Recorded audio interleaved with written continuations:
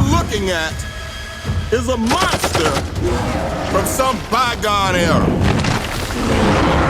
It's time to show Kong that man is king.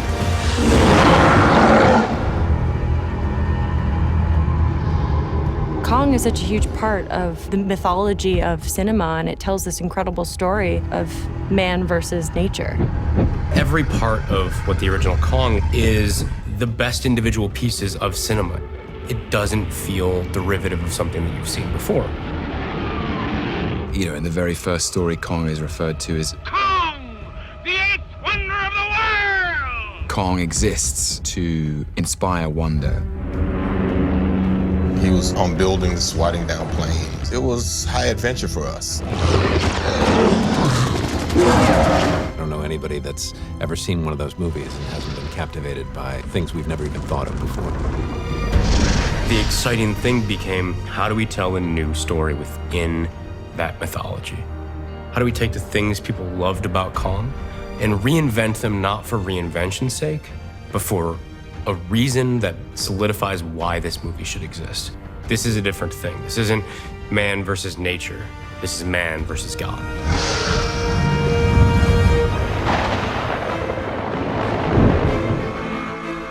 Jordan has an extraordinary visual imagination. Good, reset. He was sending me concept art that he was coming up with, and he's conceived of it in his mind in a very brave and bold and original way. And when the question was proposed of, hey, we want to make a new Kong movie, my first response was, why? Why do that? The 1933 movie is incredible. It is film history. Peter Jackson's version is an incredible remake of that Beauty and the Beast story. And for the first time, we don't want to tell the Beauty and the Beast story.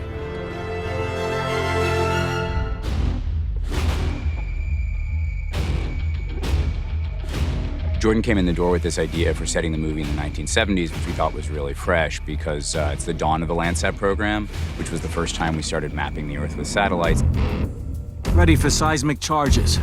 There was still a sense that out there and beyond the far reaches of the world, there may be places we didn't yet know. The early 70s was still a time when, like, the hippies believed that, you know, the world was going to change, and there was an innocence to that time that I think is perfect.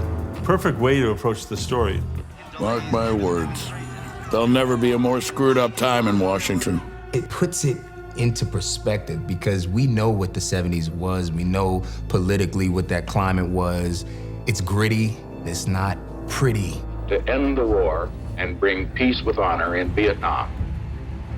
It allowed for us to play with a bunch of characters coming out of the fog of the Vietnam War and going into this new, uncharted, dangerous place and contending with a place that's far more dangerous than the conflict they just left. Commander in the sky, commander on the ground. I'm commander wherever I am. At this point in 1973 in human history, we no longer had a balance with the world. We were actively destroying the world. We were destroying myth. And so to take these people to an island where it's untouched by man. And so there's a pureness to it. There's a catharsis to it. We're leaving the world that is falling apart. And suddenly we're in a pure place. And then you go to that pure place and then you're put back in the food chain.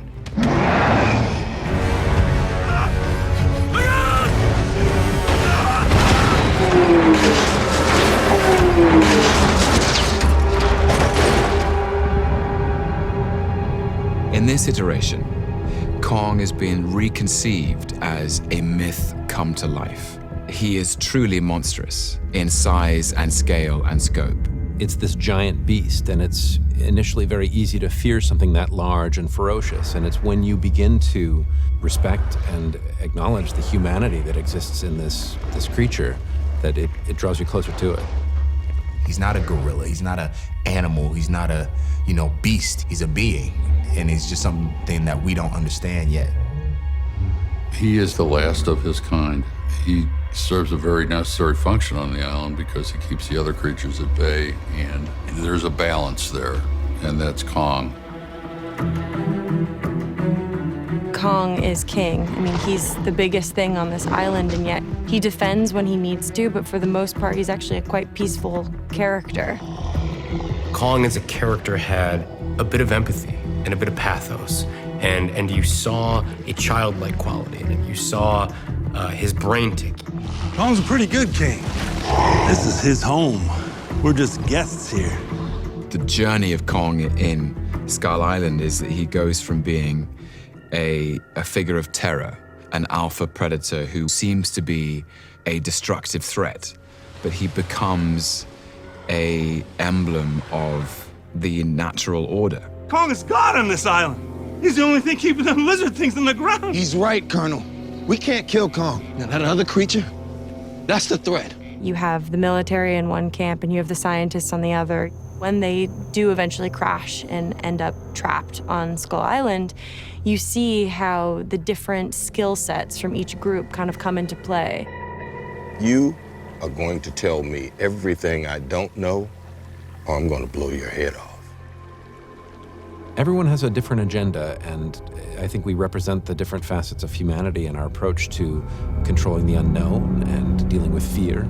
Then it's about how the different people reconcile this thing to be a higher power. That's what became exciting. And that's why it's important that our Kong is that tall and that big, because it carries a weight to it. It carries a grandiose quality where you look at a speck of a human in the shadow of the Colossus.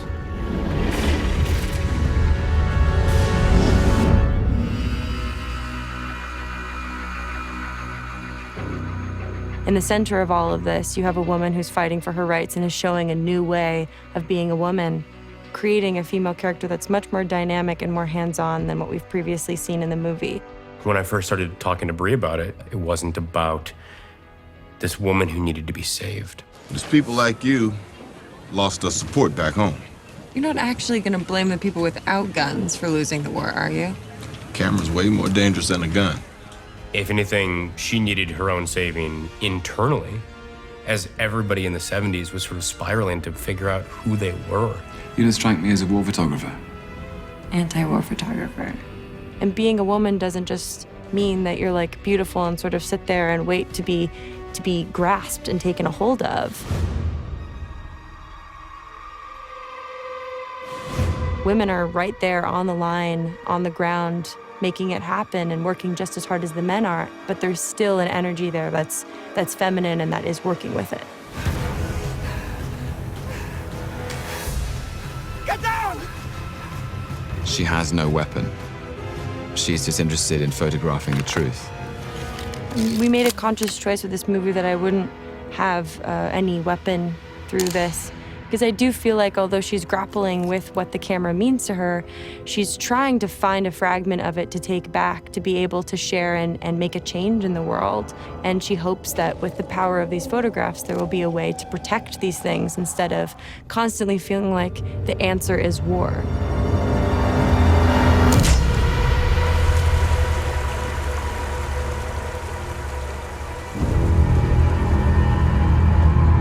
These men did not die in vain. I just like the fact that Packer's a warrior who's very loyal to his men. He does have a huge resentment because Kong is killing his men. So it becomes his mission. I became Ahab, he was my white whale. There's enough munitions on that down sea stallion to finish the job. Packard's war with Kong is as futile as screaming into a hurricane. Kong is a force of nature. We're going down! Hang up, Riggs, I'm coming!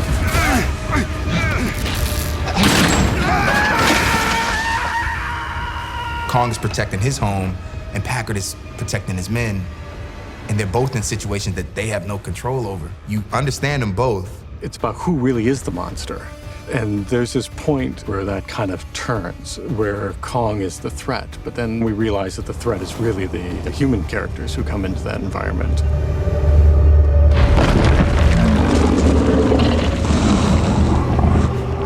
I think all of these characters to some degree are kind of dented cans trying to figure themselves out. I like characters with imperfections. I think that flawed characters and the flaws of characters are what make them memorable. Die, you motherfucker.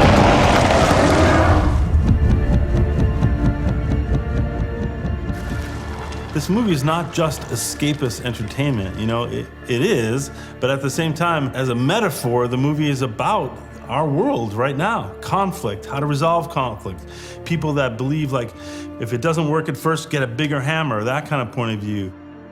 The film will function as a fantastic, breathtaking piece of spectacle, but I think there will be a commentary on the responsibility we have as human beings with our destructive tools. Hopefully they think about their role in the world and think about what role myth plays in their life, what role nature plays in their life, what symbiosis they have with the world, you know? But more importantly, I just want them to walk out and have had fun. The thing about Kong Skull Island to me is that it's all of these different things. You know, it is a genre mashup of 70s films and very contemporary films, and hopefully we can sort of fuse the throwback elements and the very modern elements into something that becomes kind of timeless. It's amazing. Oh, okay. We just fundamentally are trying to treat our Kong in a way that honors what came before it, but paves a new path.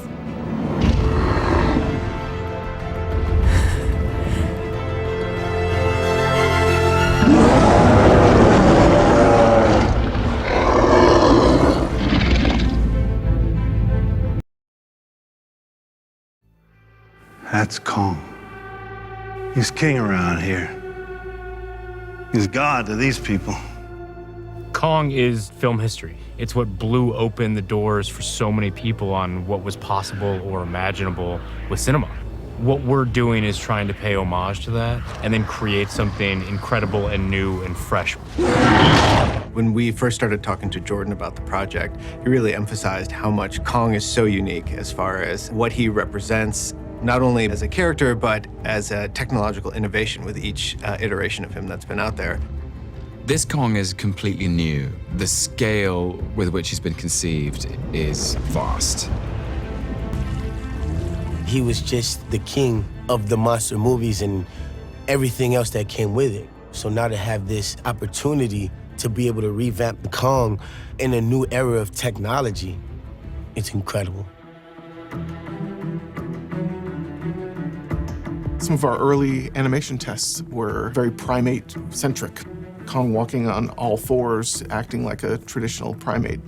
The director immediately responded with, "Whoa guys, this character is not a gorilla. This is a evolutionary offshoot between man and gorilla, kind of a Neanderthal." Our Kong is much more of a movie monster. He has gorilla-like anatomy, but everything's pushed to the extreme. He has a much more prominent chin, and his lips are more defined. It meant we really had to blend what we saw in the human reference and what we saw in the gorilla reference. We modeled and showed it to Jordan. He's like, push it further. He really drove back towards a lot of the key elements of that 33 Kong.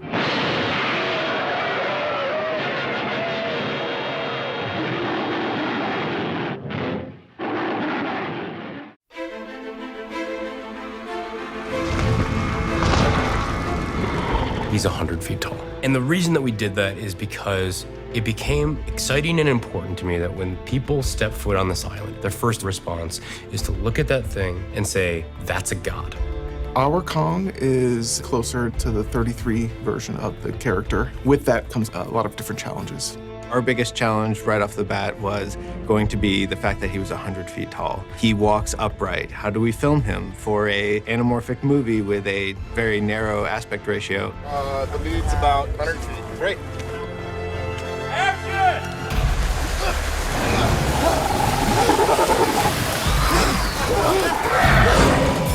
A lot of times we would use a program that we've developed here at ILM called CineView, where you can load up Kong on an iPad.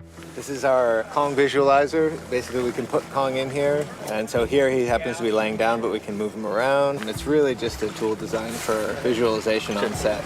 To help poor hampered camera operators figure out what to do. He's probably one of the densest models we've built. I think it was over 500,000 polygons, almost half of the polygons in the face, because in the close-up shots, you see every detail, all the wrinkles. So we wanted to have the resolution in the face. We have shots of Kong that go right into his eye. So we knew that his skin textures and his eyes, they all had to hold up to very, very extreme close-ups. A lot of shots were just going to be his foot or just his hand. At 100 feet tall, we were going to be seeing every single part of him in detail.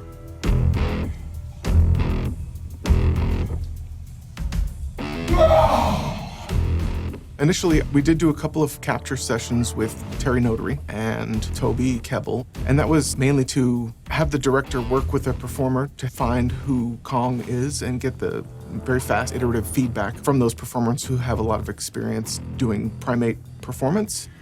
Those capture sessions did provide reference for animators to base their shots on. When you transfer motion capture to a 100-foot tall creature, it's a very different thing. And we ended up keyframing a lot of the film. Keyframe animation puts the majority of the responsibility for creating a performance in the animator's hands. We have to give the animators a control system so they can actually animate him. Once we got the animation back, we had a muscle system underneath, so we would simulate those muscles. Then we would have another layer, which is like the skin, which would simulate with the muscles, so you could see the muscles underneath the skin slide around. Like the shoulder blade, you can see shoulder blades move and they slide under the skin. And then after we had all that, then we would actually have the hair. He's covered by about 19 million hairs. You can sort of do an initial distribution of those through the software, but a lot of the detail styling and sculpting of the hair is all done by hand. You know, we had 2 artists working on it for almost a year, just on getting all the different styles and looks to his hair. Most of our time was actually spent trying to figure out how to mess up his fur.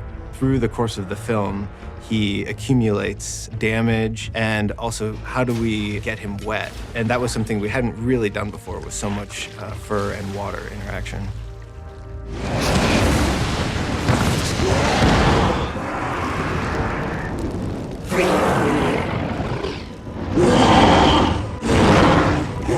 Then where he's lit on fire, essentially. And so that was an entirely new look to the fur, where we have a lot of singed fur and blackened fur. And we had to do a lot of technology development to figure out how do we sustain that damage throughout the film so there's continuity.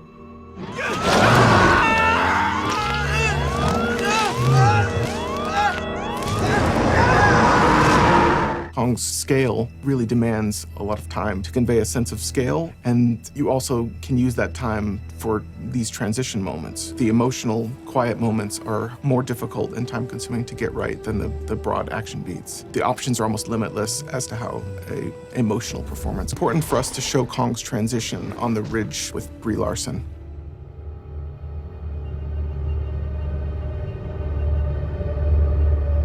I think there's something really beautiful about the fact that Kong is king, and yet he doesn't choose to use that power in a way that's harmful.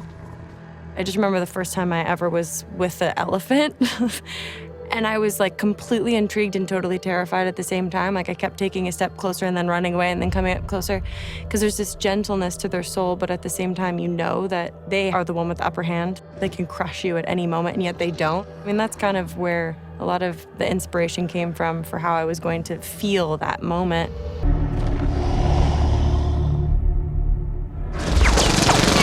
Kill this son of a bitch.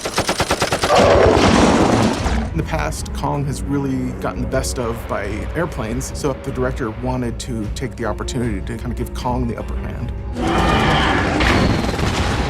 Let's show the audience what it would look like if Kong was in control of the battle. I think that the take that Jordan took on this was very interesting. He put him into Vietnam, Apocalypse Now type of scenario. I think it made it visually interesting, a little bit grittier, that kind of throwback to Heart of Darkness sort of feel to it. Having the actual footage from Vietnam with actual Vietnam-era helicopters really influenced the look of our all-CG environments so that you can not tell the difference between the real stuff and what we created here at ILM. Even though the actual physical shoots happened in Hawaii and Australia and in Vietnam, we wanted it all to look like Vietnam.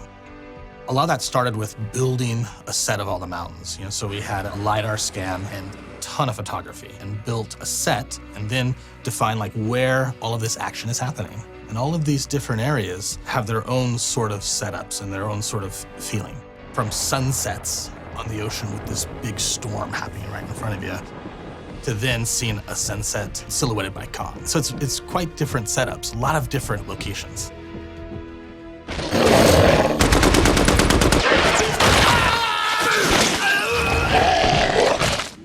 The skull crawlers, it was a real challenge to sort of figure out the anatomy of that creature. The director came to us with the idea that the top of his body and the rib cage should be sort of translucent. You could see the bones through it. So normally we will build geometry inside the body to help with the simulation, but they're not meant to be seen.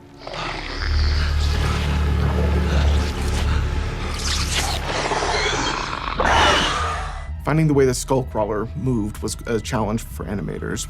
You can figure out a lot about a character just by the way it walks, the posture, how fast the steps are, trying to get a sense of weight in there, what the tail might do. We used a variety of reference, everything from Komodo dragons to deer and buffalo. Surprisingly, the way that deer and buffalo get up, they really thrust their heads forward to get their legs out from underneath them to stand up. So that was a reference we leveraged in the film to help motivate the Skullcrawler's performance. From a design perspective, they're creepy, and that's exactly what they need to serve in a story, so that later, when the mama comes out, okay, this is a formidable foe for Kong. For a baby, the Skullcrawler was still 40 feet tall and about 100 feet long. The mama was essentially twice as big, so 80 feet tall and 200 feet long. A lot of the focus was on making sure that it felt like this creature could take on Kong.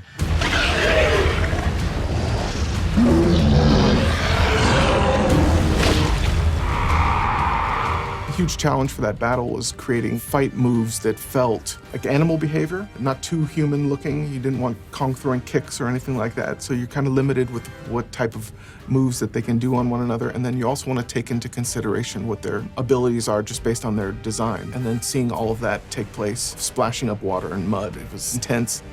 The creatures are throwing each other into mountains and throwing each other into the water. You have to make the environment live up and be something that's suitable for this to happen.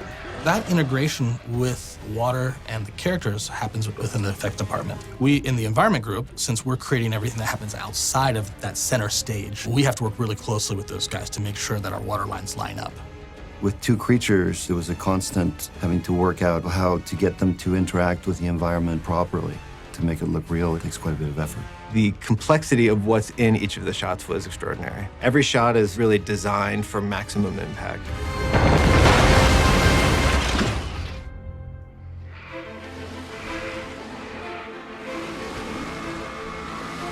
Seems like every time somebody creates Kong for the big screen, they're pushing the envelope, visual effects-wise. So to be able to have an opportunity to contribute to that legacy was an awesome opportunity. Having a fresh take on something that had already been done and also creating this sort of larger scale and using the new technology to do it was very exciting. Kong is one of the very first creatures ever made for cinema. I think anybody that does this type of work has got to have a little soft spot for Kong. For anybody growing up a fan of visual effects, you know that every Kong film has been a huge technological advancement along with creating this great character. Kong is a part of film history.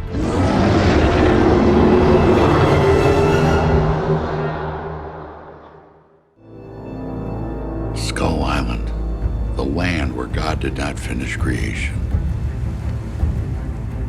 A big part of the film and a big key element was Vietnam. Vietnam in particular is very special because it's never been captured on film before in this way. And action! We're really trying to create a place that is incredibly distinctive and unique and never seen before. And we're one of the first films to shoot in Vietnam on this scale. The decision to sort of say, let's take our whole crew, let's take the actors there, let's not just shoot plates there, let's go. Moved from Phong Nha to Ninh Binh. And Eugene has a Vietnamese hat. Yeah, I'm rocking all of it. Okay. Oh, man. Fun.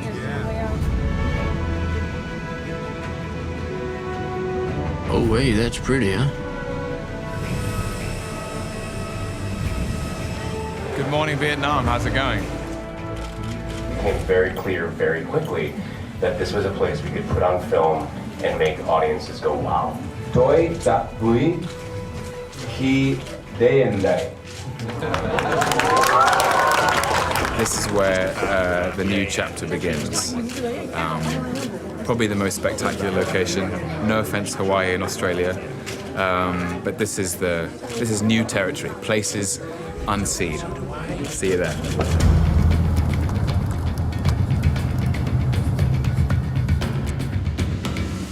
We are in an area called Quang Binh Province. It's central Vietnam, and this specific area is called Thanh Hoa. It's mostly a farm community, and you can get these incredible vast landscapes, 360-degree, views with not a structure in sight.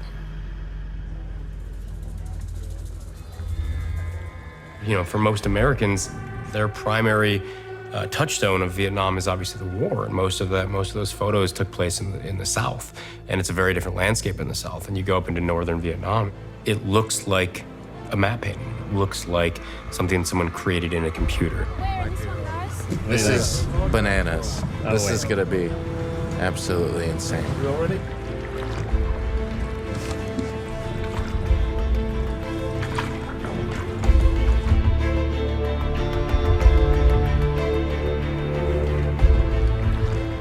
This is as good as it gets. You walk out your door sometimes, or you step out of a van and you see shapes in the landscapes that you didn't know existed in nature. It's beautiful. Are you kidding me? Look at this. This is unbelievable.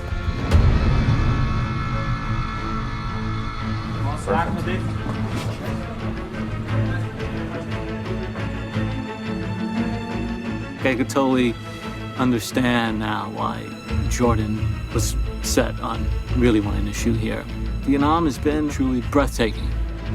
2, 1, go!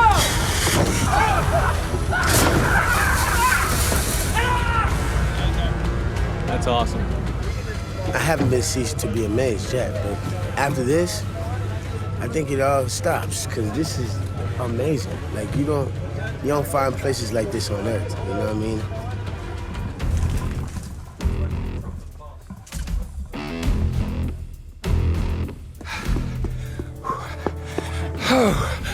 Oh, yeah. If you get halfway up a staircase in rural Vietnam and no one's around to hear it, did it really happen?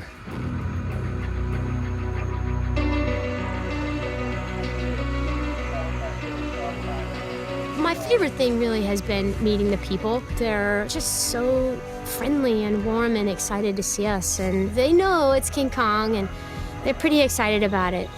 I mean, front row seats, right? We have never seen such a beautiful and handsome actor. Surely. They're very warm people, the Vietnamese. Very warm indeed. So sweet and welcoming, and hospitality is a big thing for them, and it's refreshing to see that. Thank you. Thanks, guys.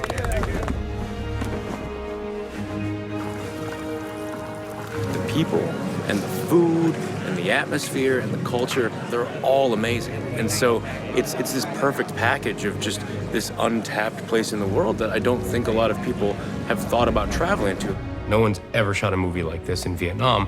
And to me, that's a point of pride. Like, hopefully people see this movie and they're saying, oh my God, where was that? Oh my God, so much fun.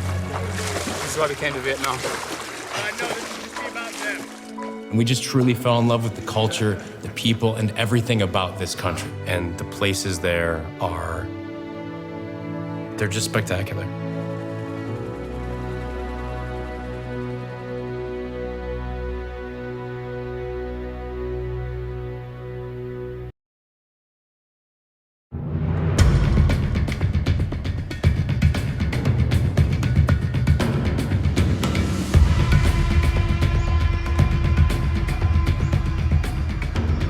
The Hawaii leg, we've done 42 days here, has been absolutely extraordinary.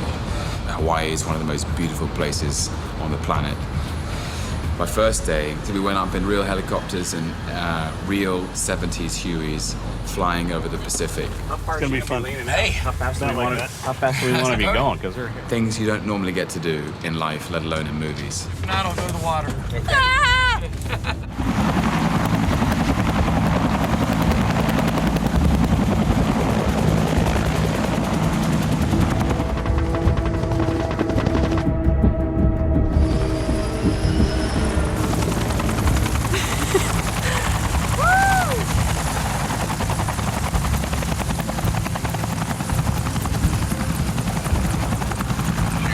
That was amazing. I'm here to tell you that was one of the great experiences of my life. So now I have zero fears. It's pretty awesome. Yeah, it's so cool. And the water is so clear you could see all the way through. My eyes are like, I kind of feel like I'm gonna throw up, but I'm also really happy.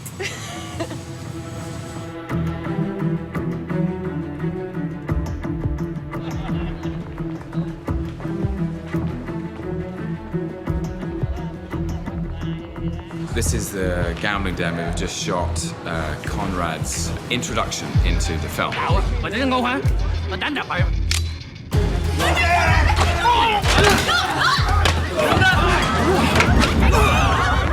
Now there's a man worth talking to. That's what we did. Ladies and gentlemen, that is a wrap on our adventures in Hawaii. It's given us lots of sunsets and blue skies and a lot of laughs. We can't wait to see what they have in store for us down under. We'll see you there.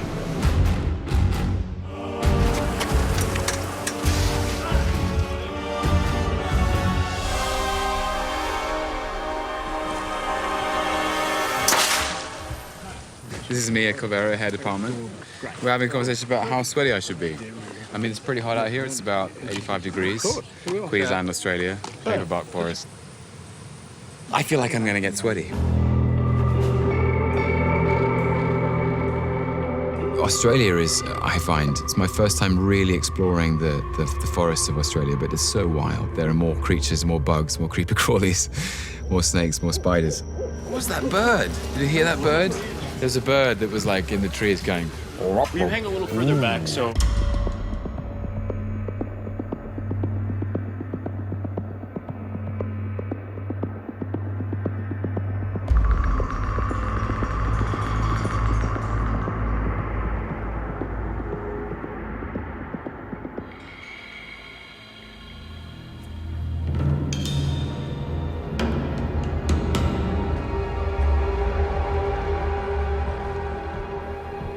That's Kong. Good, cut it. Cut. Set. This is Corey Hawkins. I'm Houston Brooks. This is Houston Brooks. Sorry. He's wearing a very fetching, sleeveless, This is a military orange puffer jacket. This is him carrying burritos through the jungle. It's important, man. We got a mission to accomplish.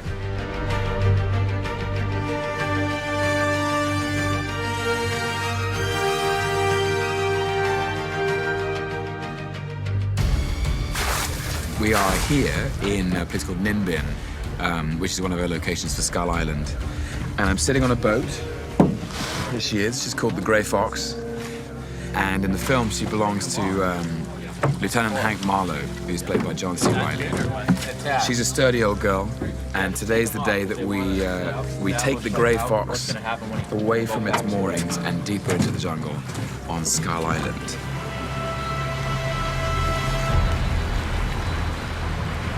In case anyone was wondering who was driving the boat that whole time. Yeah. Nice. Hank Marlowe.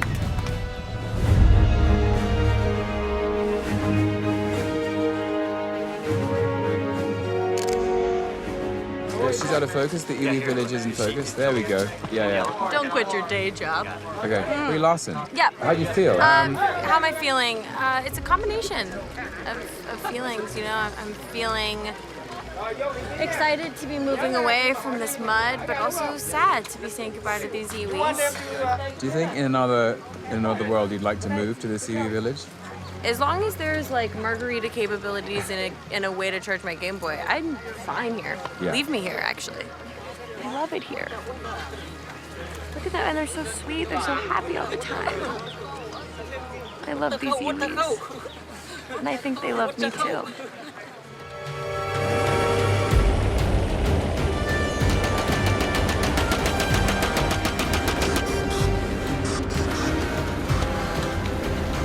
Good. Cut it. All right. what most people do when they come to Vietnam, you know. Just see the sights and run through a swamp, as you do in Vietnam.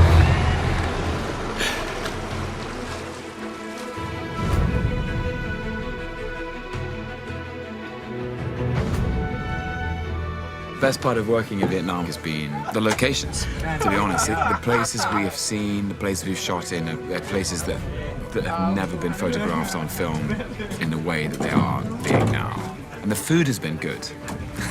The food's been great. So Vietnam's been wonderful. I recommend it. That's it. That's a wrap. Now it's a wrap on the end. Oh, buddy. Captain Conrad, signing off.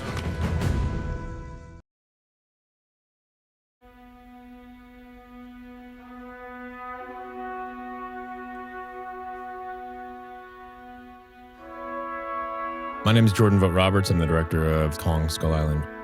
I just wanted to give a little bit of context to these amazing photos that Brie Larson took because she is a true artist. And it was just really important to me that in this film, what she was doing with the camera felt authentic and felt real. And so not only did we sort of set her up with war correspondents and photojournalists, but even just like the way that Leica camera works is super complicated. It's not the most intuitive thing in the world. And so just, you know, whether it was her in the darkroom and the way she ran her hands through the loop or, you know, sort of was developing those photos, you know, the way she was dealing with the camera, like it just needed to feel authentic. And so not only did we want to send her through a lot of training, so it showed on screen and she knew how to do this stuff, but it was really important to me that she knew how to use that camera. And so when the props people came to me and said like, oh, the camera doesn't need to be a working camera, right? It's way easier to get a camera that's not a working camera. It can be lighter, it can be a rubber. And I was like, no. And actually, like, it's very important that not only is it a working camera, but I want film in that camera at all times. I want Brie to like have the freedom to actually be taking photos on set. I want her to be able to sort of like find these moments, and whether they are just things for fun, whether they end up in the film, you know, I want her to have that ability to like run. And because I like, she's such an immense talent and has such a great eye. And I just wanted to like always sort of give her that challenge of saying, hey, there's film in this camera. Like, you really want to walk away having shot for 90 days and shot one roll of film? Or like, you know, do you want to find those small moments? Like this whole movie was about finding moments, and I just wanted to give Brie that freedom. I was so excited that when I pitched Brie the idea, it would be really easy for an actor to be like, I don't know. But when I came to her and said, hey, I want to put film in this camera and I want you to dive in and I want you to know this stuff and I want you to take these photos and just have fun with it. You know, for her, she was like, yes, please. You know, and you just never know how that's going to go. And so I'm just psyched that she took that idea and really went off to the races with it.